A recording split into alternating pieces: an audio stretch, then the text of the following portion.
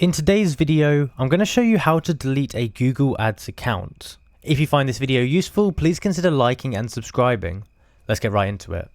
So the first thing you want to go ahead and do is make sure you're logged into your Google account like I am here.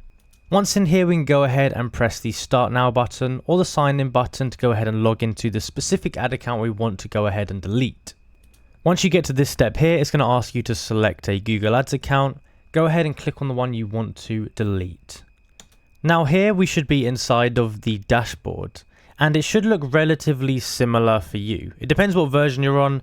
Sometimes the views are slightly different, but the process of going to delete your account is going to be exactly the same. So just follow along what I do. You want to go over to the left hand side and go down to where it says admin. From admin, we need to go ahead and click on this section here that says preferences. Now once you've clicked on here, you should see a section that says account status. You want to go ahead and click on the drop down next to this. Once you click into here, it will give you a few options. So first of all, it's going to say your account is active.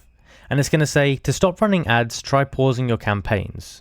If you cancel your account, your ads will stop running and you'll receive a final bill within 60 days. Now finally at the bottom, it will say to cancel your account, you must have administrative access to this Google Ads account. So if you have this pop up here where it says you need admin access, then you're going to have to go ahead and grab admin access from the owner of the account. If you do have admin access, instead what it should say is cancel my account. So you want to go ahead and click on the cancel my account button, and then it's going to give you a pop-up and it's going to ask you the reason you want to go ahead and cancel your account.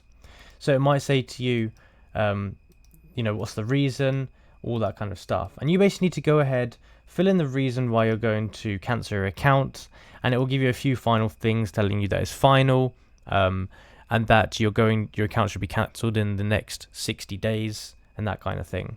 But it's really as simple as that to go ahead and cancel your Google Ads account.